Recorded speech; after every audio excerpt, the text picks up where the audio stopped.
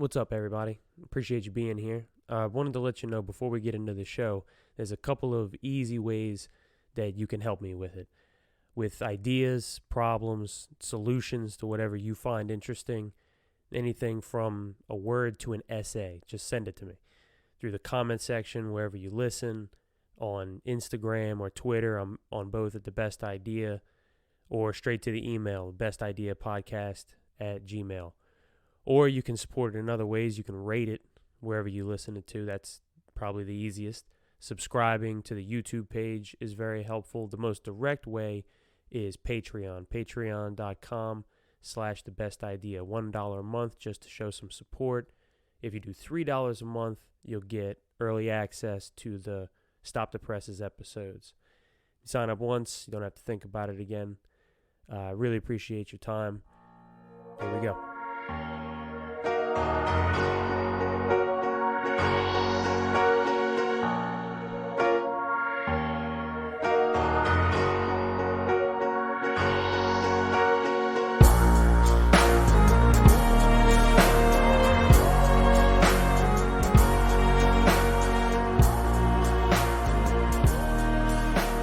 Welcome back, everybody. The Best Idea Podcast.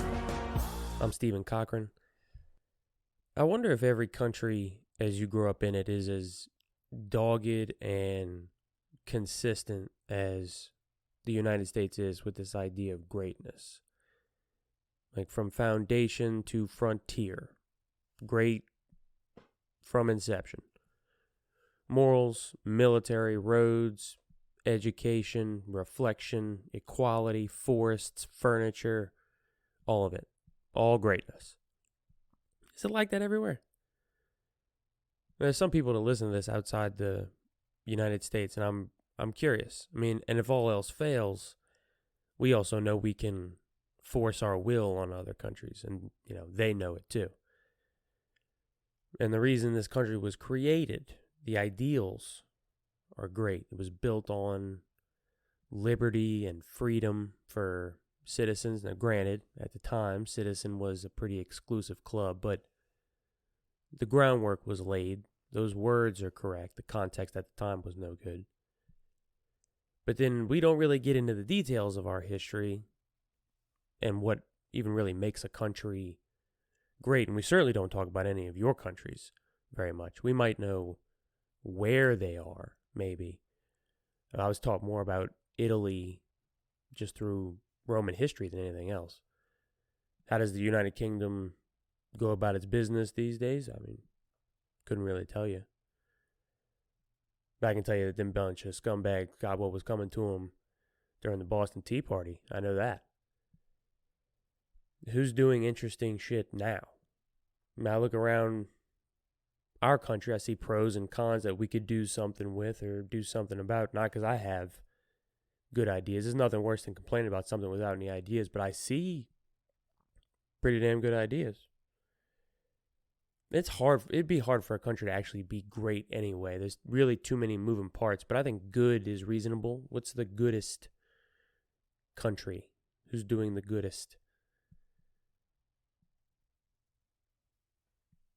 If you could, in like a Frankenstein manner, just take scraps and build something, In the U.S., we've got these 50 experiments going on how to govern in different ways going on all the time, plus federal government. And we still have colonies, which is another facet we don't talk too much about. But there's 50 state experiment features, one that's generally appreciated. It's helpful. Our states have a lot of authority, and they have their own militias. We seem to like that things are done differently depending on where you live, whether it's, Wyoming or New York. And we could look around the world the same way, with a couple hundred countries all trying to figure out how to provide for themselves the best way that they can. But with more money and more sovereignty. They can, countries can do things our states can't do.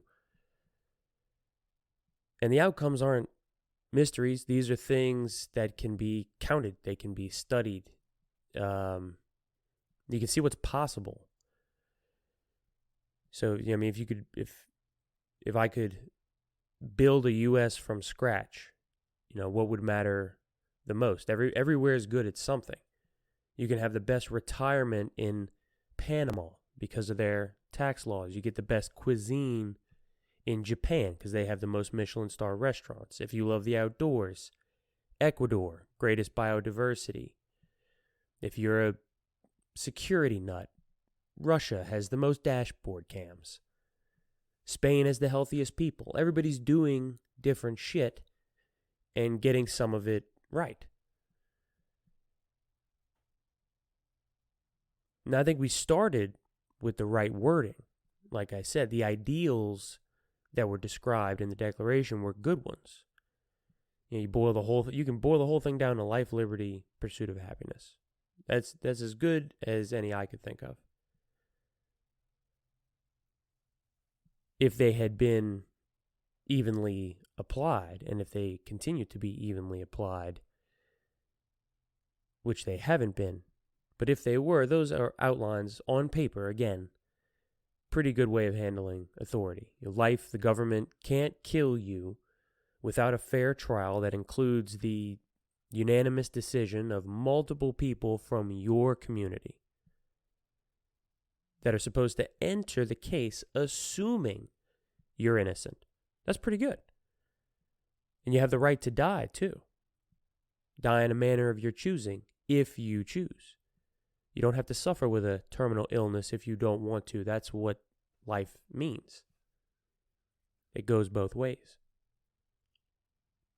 Liberty, the government can't stop you from doing what you want as long as it doesn't negatively impact other people without their approval. You can say what you want to whoever you wish.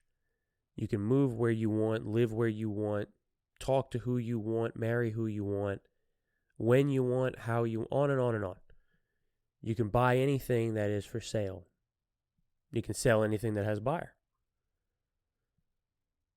And then happiness. Jefferson, when he wrote this in the Declaration, life, liberty, pursuit of happiness, it was something that John Locke said. And he most likely took that line, and it was life, liberty, property. Which, if you know anything about John Locke, that makes a lot of sense. He's, definitely a capitalist.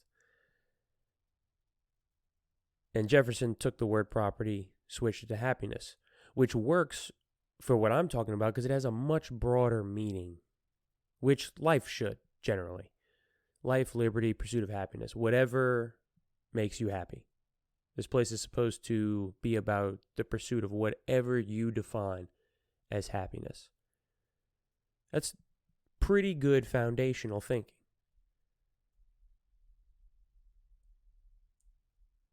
So the government's here based on ideals, original ideals, to ensure security, set a few rules for the economy, and because there's going to be different tiers of success, not everyone's going to share the same in that economy, you set a floor that people can't fall through. Life at its worst shouldn't leave you starving and shelterless in this place if they're making enough money, the way they sketched out the blueprints of the country. Not everyone can be a millionaire, but nobody starves. But this is the real world, and you can't eat ideals. Ideals don't necessarily translate into practical solutions to real problems. Imagine if a broken country like Yemen or Somalia or Haiti, one that's close to our country, it wouldn't matter much if right now their constitution read that it's about life, liberty, and pursuit of happiness, because none of that is happening in their country. They barely have a country as far as a functioning government. So it's all good that we have that. Having the best ideals, the most noble goals, as many of us know through experience, doesn't mean you're going to have the best outcomes. I mean, how many times have you gone into an endeavor with the best intentions, or someone who had? Does it always turn out with you looking like the person that had the best intentions? No. And the country's no different. It's filled with a couple of 100 million people that have different opinions about how we go about achieving these goals and what the goals are. Our country, no different. The only thing that stops us from getting to these best ideas is us, self-sabotage, and some laziness. Now, if you look at the countries that have the highest voter turnout, the practical way of exercising your opinion on the government, telling them through paper, voting. Top 5. You have Belgium, Sweden, Denmark, Australia, South Korea. And if you look down individually at all those countries, we don't beat them at almost anything. And I'm talking about like basic services like access to food and shelter, safety, security. You're much more likely to be murdered in this country than you are in those countries. Laws against government corruption, regulations that promote business creation, go on down the list. In not one measure are we doing better than those 5. We're doing better than some of them on those measures, but we're not number 1 in any of them. That means although we can look at our ideals and decide they're among the best reasons to have a country, freedom, liberty, but then you have to look at the thing and evaluate your progress. Our intention is to be free and open society. Great. How's your power grid? How do the kids in your country do in school? You know what I mean? Do you spend money on war or peace? How many people are homeless in your country? I understand why you started it, but what are you doing now?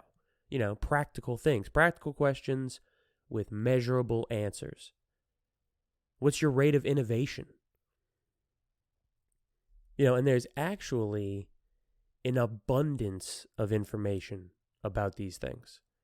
You can find several organizations that go through very open and transparent methods to evaluate these things. Like if you were to sit down and be given the job of finding out which country is the best at providing basic services to its people, trash collection, access to water, maybe access to the internet, very basic things. You're given that job. How would you go about doing it? Well, there's some common sense ways I think would come to your mind about how to achieve that. I'm going to go find out how many houses don't have their trash picked up regularly. We can go door to door. We can find out information from the trash company. And we can do the same thing with water, electricity, broadband, and you just, pound some pavement, find the answers. Well, there are some places that do that on like a countrywide scale. They look at, whether or not a country has laws that needlessly stop someone from opening a business, for example, or laws that are not evenly applied across the population. If you look at a place like Somalia, there's hardly a rule of law at all, and the laws are not evenly applied. And they're pretty impressive organizations, and the quality of the information is impressive as well. Their methods, it's all public, so you can go and obviously all this is going to be attached in the show notes. You can go and look at these places yourself and evaluate their methodology. And that's what I've been doing over the last couple of weeks.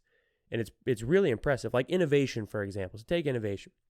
Something called the World Intellectual Property Organization. And they act as a part of the UN. They've got 193 countries participating with their data on innovation, different things. They measure things like regulations, education. Again, that's another thing that you can just count. How many people graduated your high school? You can just count. Investments, trade, infrastructure. According to this particular organization, we're third in innovation. We're third, behind Switzerland and Sweden. But when you look at some of these details, when you get into the individual services or or products or what have you that they're supposed to be creating. Like, for example, infrastructure on its own. We're 23rd. 23rd. I mean, how good are the roads where you live? We're behind Germany and Australia and Korea and China and the Czech Republic. We're behind the Czech Republic. Malta, for fuck's sake. I know Malta's a small place, but I don't care. I mean, we'll get a little bit further into infrastructure in a minute, but I just mean to point out that, we're not leading in these categories. And these are things that can be measured. You can just see it. You don't even have to argue.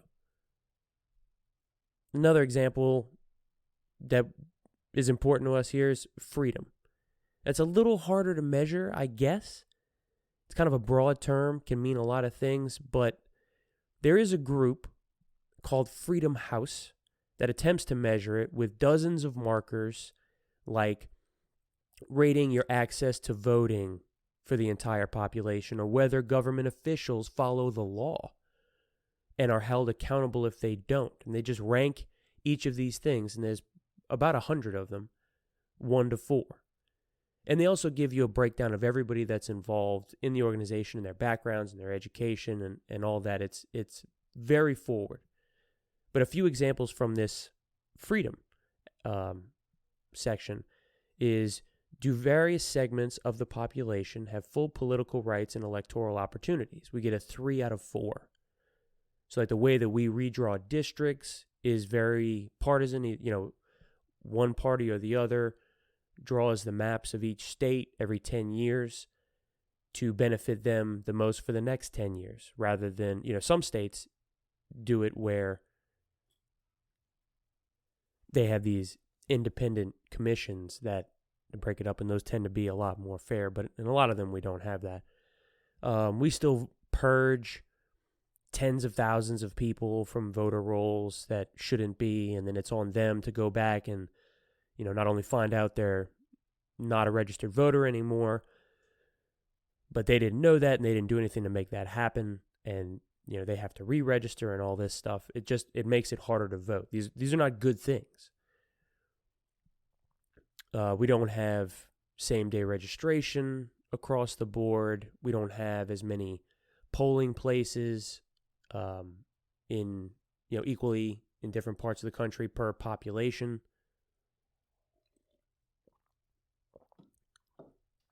All these things, you get where I'm going. That they're not just looking at one thing, and once you read their criteria, it makes a lot of sense. Another question is, does the government operate with openness and transparency? We get a 2 out of 4 in that particular category. And it has not in a long time. Anybody that pays attention, just take the last 3. You've got Bush with Iraq. You've got Obama with drones. You've got Trump with Ukraine, Afghanistan. The list goes, it's absurd. The report also cites Trump firing a series of inspectors general, which is particularly bad. These inspectors general are like internal affairs with the cops. They're designed to be antagonistic. They have a lot of job security normally, so they don't have to be loyal to anybody to keep their job. So they investigate whatever department they're in. And not all of them are perfect either, but the position itself is very, very important. I'm not saying this can't be a biased person. Everybody has biases, but you know what I mean, a severely biased person. The job is it's some of the few people that we're supposed to be able to trust looking from the outside in, because the design of their job isn't as bad as others. They're not incentivized to be biased, if that makes sense. So firing a series of inspectors general is not doesn't make you look less corrupt. Let's put it that way. Another question is there protection from illegitimate use of force and freedom from war and insurgencies? Well, obviously we don't have war and insurgencies, but illegitimate use of force. Our homicide rate is among the highest in the world. Our police shoot over 1,000 people a year. I'm not talking about justifications or anything like that. I'm just talking about the number. That's what I mean. These things are measurable. How you feel about the measurement is on you, but it doesn't change the measurement. We do have among the highest, we have the highest homicide rate among countries that are, on the same level as we are. Great Britain's and France and Spain and all that. We do as bad as some countries you wouldn't compare us with. And same thing with police. Police don't kill people as much in other countries, in almost any other country. 1,000 people a year this year will be, at least 1,000 people are going to be shot by police. I'm not talking about the whys.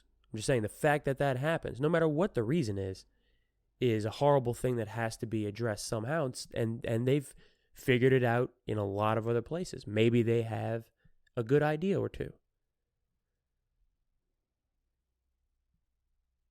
Another one they ask is, do laws, policies, and practices guarantee equal treatment of various segments of the population?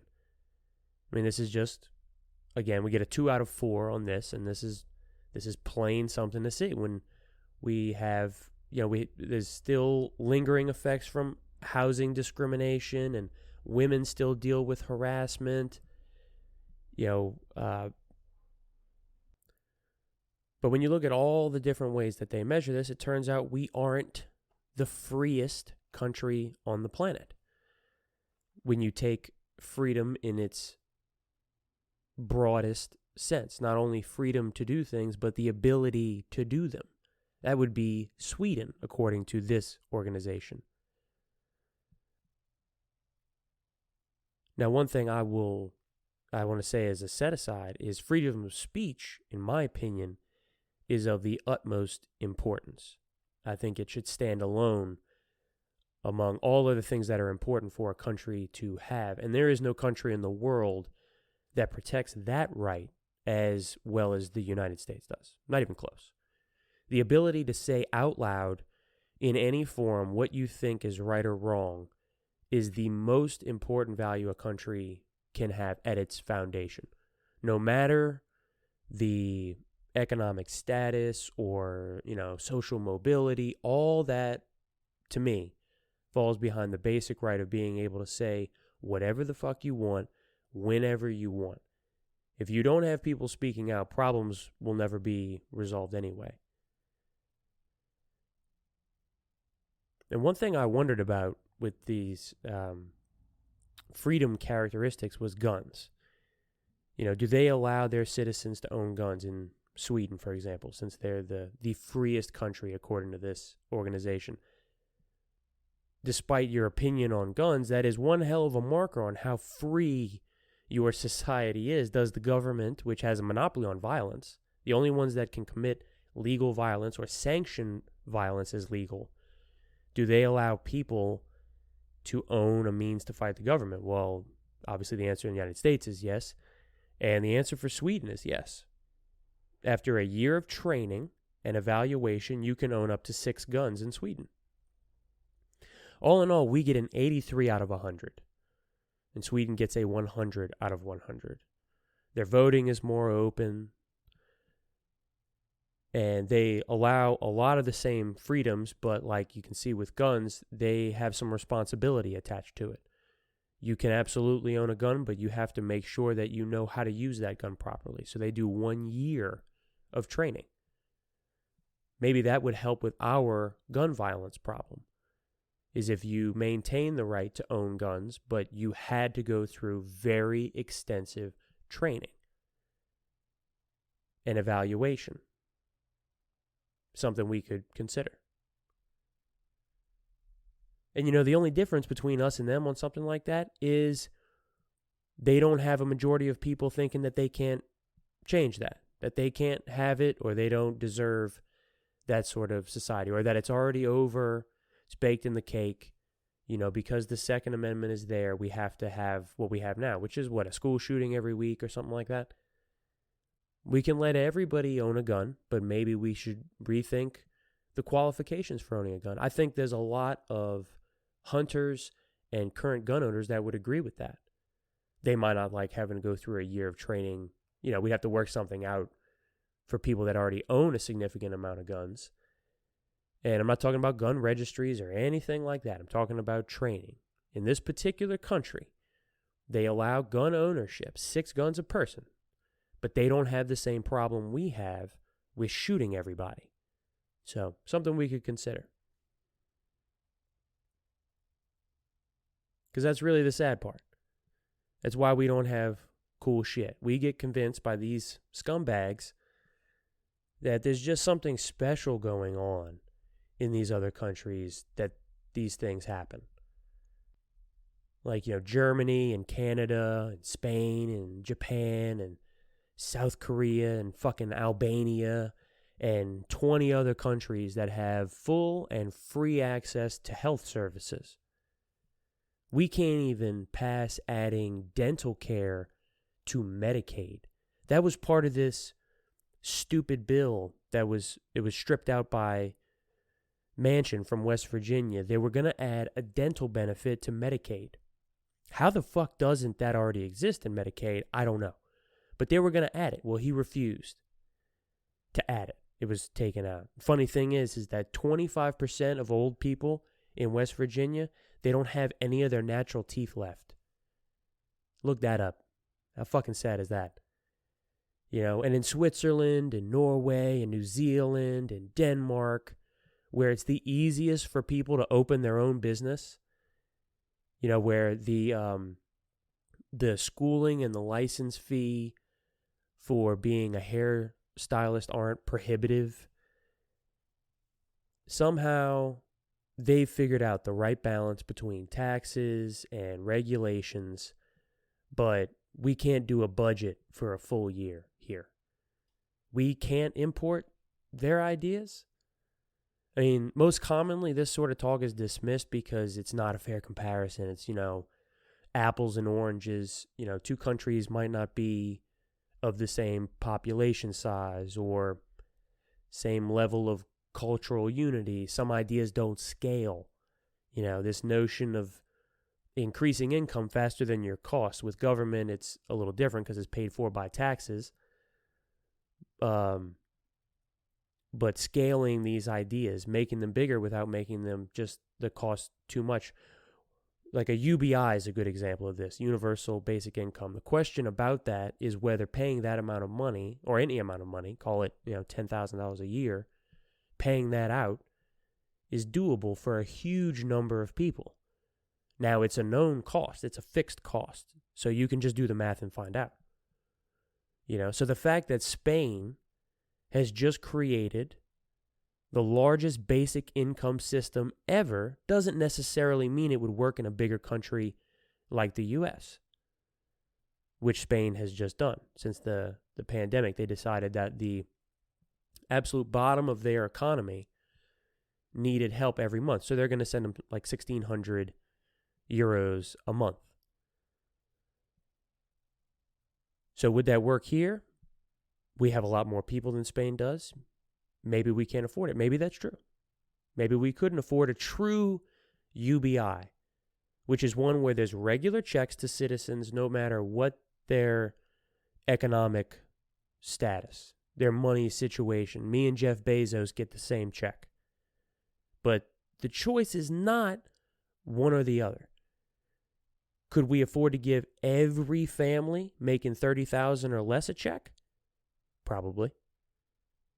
You see, so it's like a fake fight created. So you look at what they're doing in a country like Spain or any of the other ones that are doing these pilot universal basic income programs, and someone will point to it and say, oh, that wouldn't work here. All right, well, maybe exactly what they're doing wouldn't work here, but you take that, you modify it, and then it works. And there's some ideas that are just, it doesn't matter the scale or the country. I mean, are you familiar with a sovereign wealth fund? It's an investment fund controlled by the government. It invests in stocks or real estate, the same as like a venture capital firm. Well, no, not a venture capital firm, but just an investment firm would do. The United States doesn't have one, but they just buy a stake in different companies, just like your retirement fund does, or yourself if you're on Robinhood buying stock. Same exact thing. The United States doesn't have one, but Norway does. It allows people. Okay, so it allows people to take advantage of all this economic growth you see. So there's 5 million people in Norway.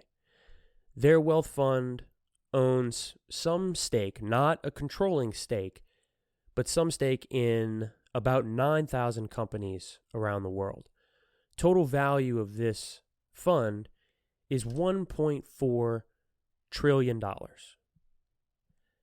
That's 6 figures per citizen that they've socked away. If the U.S. had something of equal proportion, it would be about $112 trillion in value. Why don't we have a fund like this? So you imagine when a child is born, the government can take $1,000, $1,500, $5,000, put it into a fund like this with a professional manager, transparent, that invests the money, not like the Social Security fund where occasionally Congress can spend that money on other stuff, or not occasionally, all the time can spend that money on other things. And it just sits there and grows until they're 25 years old. And you can hand them a check for $40,000, $50,000, depending on how well the stock market did. 5 million people, $1.4 trillion. Why don't we have a fund like that? That's not an idea it's not a socialist idea. That's not a Tea Party idea. That's not alt-right, far left, none of that. That's a good fucking idea. A sovereign wealth fund. So that all of us that are citizens of this great country, or this good country, can benefit from the wealth that we all in different ways have helped create. And in a way that doesn't take from those companies. It's an investment of tax money back into the people. An easy one. An easy one. The same as these child tax credit payments that have been going out every month. There are so many people that have been able to do things with their kids they haven't done in years, if ever, because they've just been too fucking broke. Go get a bite to eat, not worry about it. Just go have fun for a day, be stress-free. Single parent or a couple getting an extra $500 a month, $750 a month. It's been life-changing for a lot of people. And it's about to fucking stop. And that brings you to ask the question of just, how do we live generally? That's another measurable aspect of a country. How do we live as a group? You can list off basic needs. Food, shelter, clothing, education, healthcare. Top 5. Food, shelter, clothing, education, healthcare. The foundational document of the government talks about the general welfare. And they've got over $3 trillion to spend. So at least, we should succeed here, right? Fuck no. Not even close. No matter, actually, I said there were several organizations for a lot of different metrics for figuring this out. And there's also some that kind of look at the big picture and just will tell you, what's the best country in the world when you look at all those measures together. There's really a lot of stuff out there that I've attached all of it. You should go down a rabbit hole on some of it because it's really interesting. But it doesn't matter where you look. Any of them on this topic on basic needs: food, shelter, clothing, education, healthcare. Doesn't matter what study you've read, we don't do better than 20th. There's this group called the Legatum Project that has research on this going back to 2007. We're in the mid-20s. Food, shelter, clothing, education, healthcare. This past year with the pandemic, we were 27. We're batting 27th on the basics.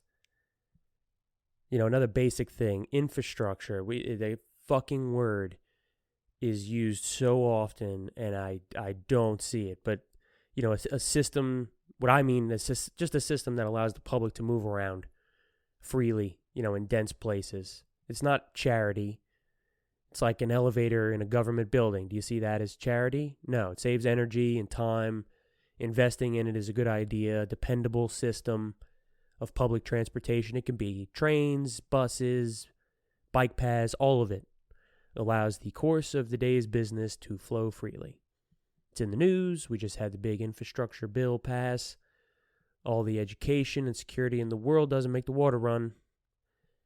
Or put public buses in the streets or trains on rails. And are we doing terrific on that? No. If you look at a place like Singapore, which is a really tiny place, basically a city-state, but they think outside the box on infrastructure. By 2030, 80% of their people will be within a 10-minute walk to a train station, because that's just how they're thinking about it. Now, obviously, we can't take exactly what they're doing over there and put it here. We're a massive country, but why can't we hire some of the people that are doing the work over there to come over here? You know, why can't we hire the guy that was in charge of development in Singapore, Lawrence Wong? Found him on Wikipedia. I don't think he's doing anything right now. Why can't we get that guy? You know, that same effort. Now, of course, there's going to be roadblocks because of the types of government we have, but at least to get the wheels turning. You know, I mean, but all that has to do with our types of government, which can be a roadblock. It has to work. Everything has to work its way through this type of government. I think that this particular system works pretty well. I mean, we have the real problem that we have is all the representatives profit from their positions, so they fight rabidly to keep them, and it becomes their most cherished goal is to just be reelected. They make a decent pay while they're in there. They have some authority while they're in there. And over the long term, they can make a lot more money because they're on the inside. I mean, take the two current leaders in the government, Nancy Pelosi, Speaker of the House, and Mitch McConnell, the GOP leader of the Senate. McConnell has worked in the government since 1985. In 1985, the pay was $75,000.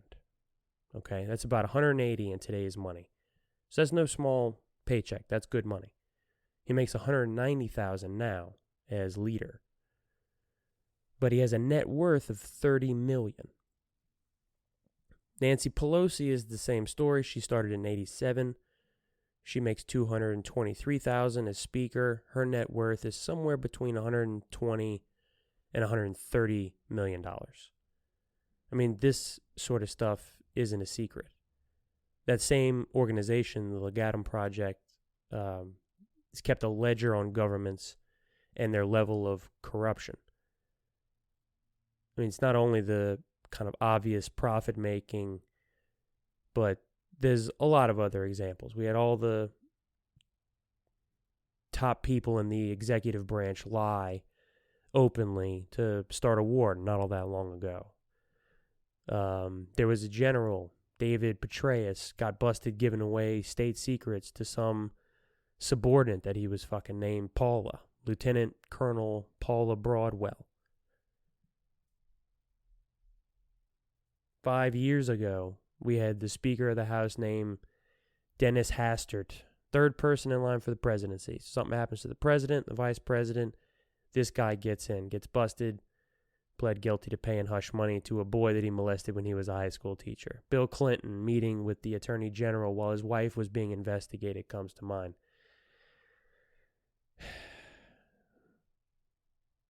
A way to control this might be to set term limits. Senators would serve just 3 terms, 6 years each. If you can't make an impact in 18 years, you ain't worth a shit anyway. House members, they could serve 2 years. They could be limited to 9 terms, 18 years. With the president, most other countries don't term limit the president or the prime minister. They have to maintain the support of the legislature. The legislature votes in the president. Now, this idea makes a little bit of sense. In order to get things done, the executive and the Congress have to work together. So if the House of Representatives appoints the president, there would have to be some consensus. The only person that would have that spot is one that can get a majority of the votes. And the people get their hands on the House of Representatives a lot more regularly. They have to live in the same district and all that stuff. It's not something that we could really do here outside of a constitutional amendment, but we have a representative democracy, but we have it set up in a way that is designed for instigation and being antagonistic. The branches are almost supposed to be in constant conflict. It was just kind of built out of this old school way of thinking that if the branches aren't adversarial, they won't check on each other. And it's not necessarily true. So we have kind of like a half representative, sort of direct democracy. We directly vote for the electors that vote for the president. So I guess what I mean is, if we're going to have representative democracy, we should probably make it the most efficient version of representative democracy. And maybe this is a way we could do it, because I don't think there's anybody that looks at the way the government runs now and thinks that it couldn't be better or more efficient. We put oil in one office and water in another and tell them to figure it out. The problem is we often don't. Like, the outcome isn't there. Stuff's not getting done. And all we have are the occasional massive bills that spend all over the fucking place because it's these legislatures' big chance to get something done. It's the same shit over and over and over again. I think we either do direct democracy where people get to vote on every law, or we have better representative democracy. As a side note, we should also set it as the norm to stop calling people by their government title when they're done being in the government. This is something we do in the U.S. We keep using their titles. Yeah, this is a job. Like, the day after Trump was inaugurated, President Obama became Barack, or Mr. Obama for strangers. Same for Donald and Richard and Nikki and Nancy when she's done. We should really deflate some egos. When you're no longer an ambassador, you are no longer an ambassador. It's a job. It's not like a degree that you hold.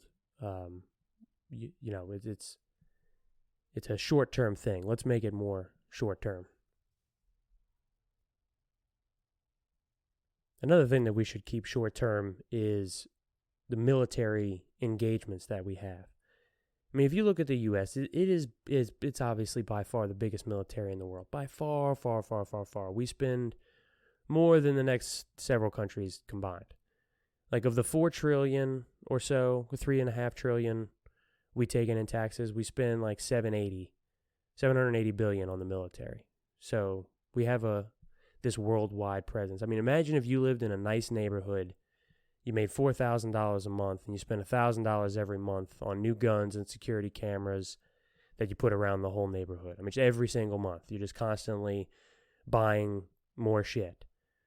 or paying people to stand watch at your door. We should have a well-funded military, but not that well-funded. That we don't need that much shit. The goal should be homeland defense, cybersecurity. Like Japan, they have a fully defensive military in Japan.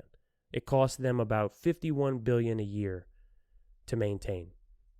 They protect their island, but they don't go around the world setting up bases and keeping tens of thousands of troops around the world either. As though you have to have them there to deter the impending invasion? I mean, the satellite technology and drones, you can see a lot happening without having tens of thousands of people on the ground. Now, cybersecurity, we could look at a country like Israel. This is they're 25th in terms of economic size, like the size of their economy. They're 25th as a country, but they're number one or number two, depending on where you look, in cybersecurity. And they do it on a smaller budget. That's 780. I think we need to take that down by about 430. If you can't figure out how to keep us safe on $350 billion, that is clearly a management issue. Show me the books. I bet we can come under budget and give a raise to the military personnel. And we'd still be, if we spent $350, we'd still be $100 billion ahead of the next country, which is China. Maybe we should think differently about service in general. Yeah, in Germany, there's this program of volunteer service. It's a year training in the military, or 6 months of it is spent on homeland defense. Then you can opt to train in like social services. You can work in a hospital or an elderly care facility.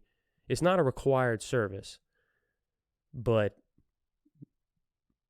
a very good idea. A year of your life being focused on collective need of your neighbors. It's a year worth spending. Israel, by comparison, they force every citizen to join the military from age 18. Men have to do 30 months. Women have to do 24 months. I mean, if you look at the neighborhood that Israel exists in, it makes sense. I don't think we should require military service. We don't need to have a huge military. But a society needs as much volunteer help as it can get. It's a good thing for kids to partake in. They learn important lessons about helping other people. We all know that to be true. Maybe the first year after high school, we should have that as a goal. Not going to start college. Go get some positive life experience first. You want to be in the military? By all means. If you want to be a volunteer at Habitat for Humanity for a year, the local children's museum, a retirement home, I mean, we could probably agree on a list, I'm sure. Do a big brother or sister program. We should have that. We should have something like that. To have something good should require something of us. We should have to work for it.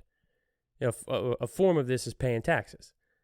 But the reason taxes are compulsory, we don't have an honor system or a system where everyone just pays what they want, unless they have the money to hire dozens of accountants and lawyers. But taxes are forced because people wouldn't pay them otherwise. It's not an insult to any of us. It's just human nature. We all get it. So we make it a rule. Service could be like that too. Does anyone think that their teenager would not benefit from a year of focusing on just helping other people?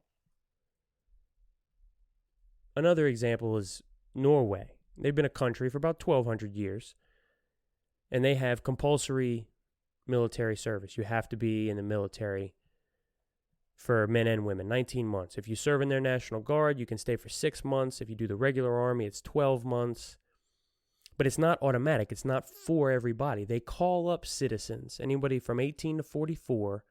They do about 10,000 people a year. It's a rotating service. If you have an objection to serving in the military, you can do non-military service for a year. Switzerland's basically the same. Most of their military is drafted. In 2013, actually, they had this vote in Switzerland to abolish it, 73% said no. They wanted to keep it. Because they're not at war. They're doing drills, but there's a camaraderie to that. And if something ever happened, there'd be a cohesion there. Everyone has stories like everybody else. You know, it binds a people, like voting. Collective action of a lot of different kinds. You know, voting can bind a populace. That's why voting should be mandatory. In Australia, it's mandatory. Anybody over the age of 25. There is a wealth of information and evidence that our brains don't become fully developed till the age of 25. We can start managing long-term plans and impulse control. 25, from what I see, is the age. 25 is a good age to expect adults to participate in decisions. It is far too easy to learn about the people running and the issues being decided these days to not participate. If taxes are mandatory, then voting on how we spend those taxes should be mandatory. And voting should take place on a fucking Saturday after a 3-day national voting holiday. Every 2 years. National holiday. Wednesday, Thursday, Friday, vote on Saturday. What better way to honor your nation and your fellow citizens than to have a couple of days off? You encourage people to spend time with their friends and family. Hopefully talk a little bit about what's coming up in the election. I mean, that would be the focus of the holiday. So it would come up in conversation. Establish habits that create, you know, just a very simple sense of responsibility. Everybody goes to fucking vote. Every library and post office turns into a polling place. Every 2 years. You know, voter ID has been a point of argument in the U.S. for a long time. Some say it's an easy way to verify a person's ID. Some say it's an obstacle to voting. I mean, it can be either. But you make the ID free and you distribute it by mail. Electronically. People are not trying en masse to forge votes. They're just not. It's another measurable thing you can look at. It just doesn't fucking happen. And when people vote, that's when things can change. Like education. It's been all over the news. A lot of parents getting involved in their kids' education through the pandemic because they were doing it all online and they got a real earful of some of the stuff that was being taught to their kids and they had opinions on it. Turns out, no surprise, the United States has the best college education system in the world, bar none, actually. Across every measure I could find, the whole world. Buildings, books, professors, environments. We have the best network for fostering a good college education. But our outcomes don't match the system. We don't provide the best education even though we have all the best tools. That's South Korea. They have the highest percent of people with a college education. So maybe people in the U.S. need to look at what they're doing in South Korea. We need a U.S. system with South Korean outcomes. But do we even need to focus that much on college? I mean, our primary schools aren't doing what they could be doing either. The system that they've developed in Finland is amazing. No standardized testing, shorter days that start a bit later, which is better for the kids, it turns out. They have a healthier lunch, and they have a lot of time to relax every day. They don't even start school till 7. And at the age of 16, every year after that, it's all optional. And if they want to, at 16, 17 years old, they can start training to go straight into the trades. That country, they don't have this strange relationship we do with like trade schools, welders, machinists, tool makers, carpenters, I mean, even nurses, really, construction workers.